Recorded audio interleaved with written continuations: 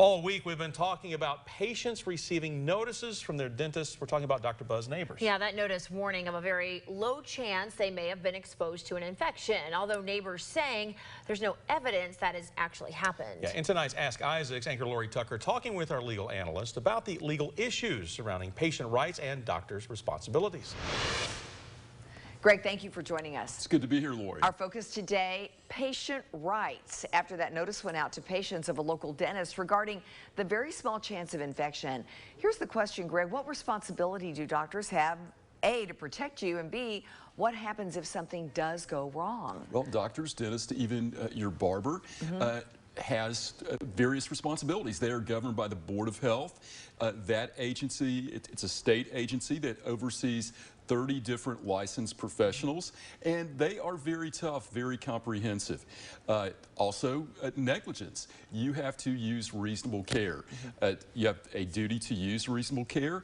If that duty is breached, the breach is approximate cause of damages. You may have a cause of action, but the standard of care would be, what would a reasonable dental or medical practitioner do under the circumstances? And he has laid out, this dentist has, some of the steps that were taken, some of the mistakes that were made, and now here we are with this. Right, and what's the standard of care? Yeah. Also, most people don't realize OSHA covers the workplace, the Occupational Health and Safety Administration. So they are involved when we talk about sanitary medical instruments, someone sanitizing tools that a barber or a hairstylist may use.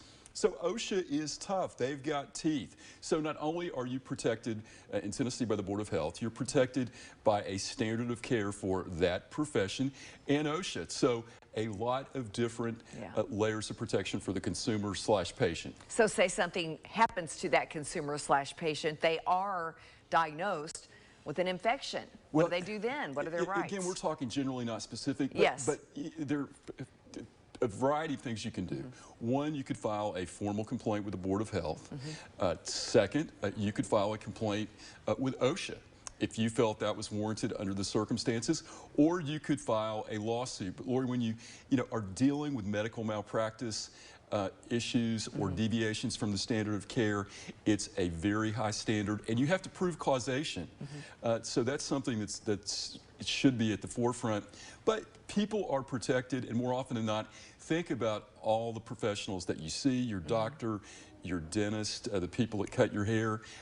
They are all governed by the Board of Health, and very seldom are there any serious injuries, problems. So I think those agencies do a good job, but don't be afraid to ask questions, and don't be afraid to complain if you feel something goes wrong. All right, very good. Thank you. Thank you. All right, Lori, Greg, thank you very much. If you have a question for Greg, just send an email to AskIsaacs@WATE.com. And be sure to tune into WATE 6 on Your Side News at 5:30 every Wednesday to see if he answers any of your legal questions.